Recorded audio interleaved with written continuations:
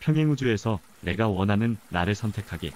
여기서 평행우주란 또 다른 우리가 존재하는 우주를 말하며, 만유인력을 발견한 뉴턴이 우주에는 지구와 똑같은 여러 세계가 존재할 가능성을 제기한 뒤 휴 에버렛 등 물리학자들은 양자급 이상의 원소를 언급하며 이 우주에는 지구와 똑같은 한박이 상황의 세계가 여러 개 존재한다는 것을 주장했다.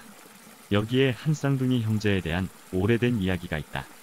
형은 낙천적 성격이었고 동생은 비관적인 성격이었다.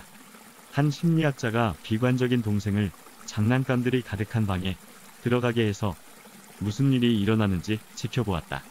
장난감이 많으면 뭐해? 이렇게 동생은 칭얼거리더니 울기 시작했다. 심리학자는 다시 낙천적인 성격의 형을 말똥이 가득한 방에 손에 삽을 쥐어주며 들여보냈더니 몇 시간이 지난 후 방문을 열어보았더니 형은 신나게 말똥을 치우며 놀고 있었다. 심리학자가 물었다. 뭐가 그렇게 재미있니? 이렇게 말똥이 많으면 어딘가에 내가 타고 놀 수 있는 쪼랑말이 있을 테니까요. 어떻든 장난감이 가득한 방에 있어도 불행할 수가 있고 말똥이 가득한 방에 있어도 행복해질 수 있다. 많은 사람들이 돈, 외모, 결혼, 기후 등 환경만 좋아지면 행복해질 것으로 생각한다. 하지만 진정한 행복은 인간의 내면에서 나온다. 이 세상 어느 누구도 나를 진정으로 행복하게 해줄 수는 없다. 참된 행복은 오로지 자기의 내면에서 흘러나온다. 그렇다면 나와 내면을 공유하고 있는 사람은 누구인가?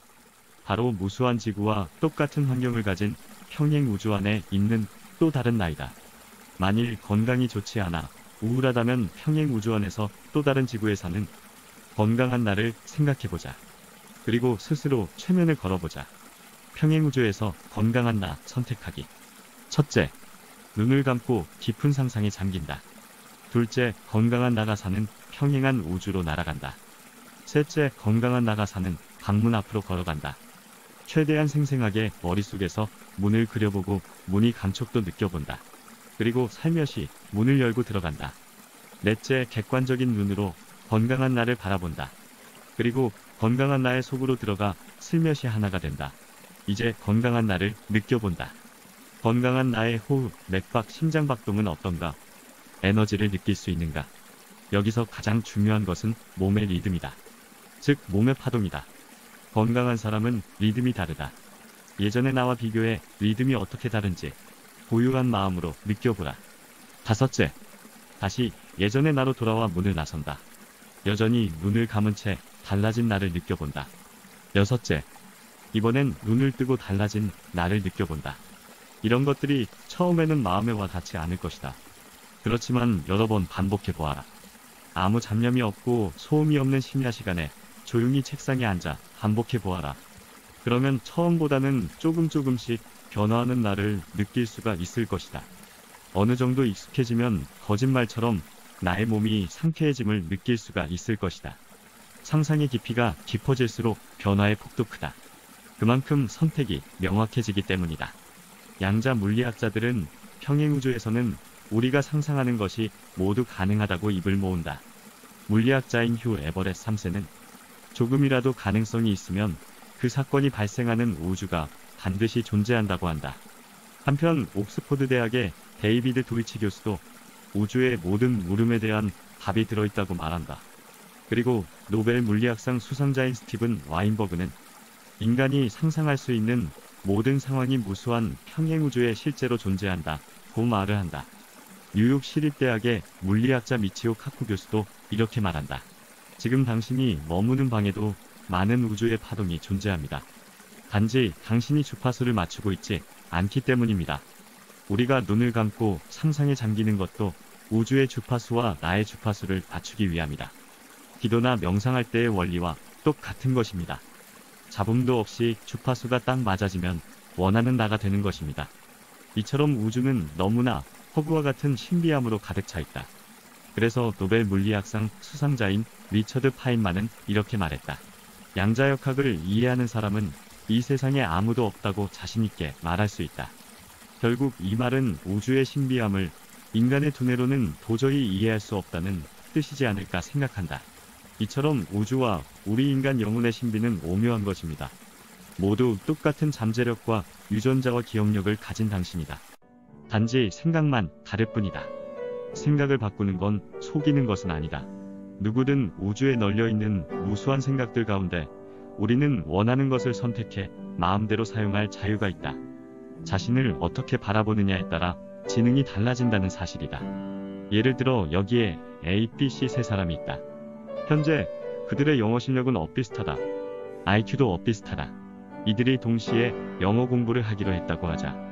하지만 영어책을 펼칠 때마다 세 사람의 생각은 각각 다르다. A의 생각은 1년만 하다 그만둬야지. B의 생각은 직장 다닐 때까지만 하고 그만둬야지. C의 생각은 평생 공부하며 살아야지. 이렇게 다른 선입관을 가진 사람이 똑같은 영어책으로 똑같은 시간 동안 공부한다면 나중에 영어 실력은 어떻게 될까? 심리학자인 게리 맥퍼슨의 연구 결과에 따르면 처음에는 공부 효과의 결과가 엇비슷하지만 시간이 흐를수록 세 사람의 영어 실력은 점차 차이가 나기 시작한다. 1년쯤 지나니 C의 영어 실력이 A보다 무려 4배나 앞섰던 것이다. 영국의 심리학자인 폴 맥케나 박사는 알코올 중독과 니코틴 중독은 물론이고 체중 감량에도 평행우주의 원리를 이용한다. 실제로 유럽과 미국의 시청자 수백만 명이 지난 수년간 그의 TV쇼를 통해 살을 빼는데 성공한 것으로 전해진다. 영국의 유력 언론 매체인 런던 타임스에서는 그를 세계에서 가장 영향력 있는 다이어트 전문가로 선정했다. 그가 제시하는 체중 감량법은 이렇다. 첫째, 날씬한 나가 등장하는 영화를 본다고 상상한다. 둘째, 영화 속의 날씬한 나가 적당한 양의 식사를 하고 규칙적인 운동을 하고 긍정적으로 생각하고 행동하는 장면들을 지켜본다. 날씬한 나가 어떻게 말하고 행동하고 생각하는가? 셋째, 날씬한 나에 만족한다면 그 속으로 걸어 들어간다. 날씬한 나와 하나가 되는 것이다. 날씬한 나의 시각으로 세상을 바라보고 생각하라. 날씬한 나의 리듬을 느껴보라. 매일 날씬한 나로 살아가라. 이렇게 생각이 완전히 바뀌면 몸도 점점 그렇게 바뀌어 간다. 한편 거울을 보고 새로운 나로 다시 태어날 수도 있다. 어느 날 백만장자가 만찬을 베풀었다. 많은 손님이 주인인 그에게 술을 한 잔씩 권했다. 그는 몹시 취해 비틀거리며 침실 쪽으로 걸어갔다. 그리고는 침실벽에 걸린 커다란 거울 앞에 서서 그는 이렇게 중얼거렸다. 너 왜 이러는 거야? 손님들이 너를 취하게 만들어 놓고 재미있어 하잖아. 거기에 져서는 안 돼. 취해 쓰러지면 안 돼. 넌 조금도 취하지 않았어. 거봐 벌써 다 깼잖아. 오늘은 내가 주인이야. 정신 차려. 이렇게 그가 혼잣말로 되풀이하자 그는 다시 멀쩡한 모습으로 변신했다. 단정한 자세로 다시 연회석상으로 들어와 손님들과 함께 자신의 새로운 계획에 대하여 거침없이 얘기할 수 있었다. 그래서 그는 막대한 투자금을 유치해 거대한 성공을 이룰 수 있었다. 이 사례는 미국에서 선풍적인 인기를 끌었던 책인 신념의 미래의 저자인 클로드 브리스톨이 직접 목격한 사례입니다. 이와 같이 세상을 아니 자신의 주변에서 벌어지고 있는 상황들을 어느 관점에서 보고 있느냐에 따라 각자 자기의 인생이 천차만별로 나타납니다. 오로지 긍정적인 생각과 굳건한 마음, 즉 신념이 당신의 환한 미래를 보장할 것입니다. 오늘은 여기서 이만 줄일까 합니다. 모두들 행복하십시오. 감사합니다.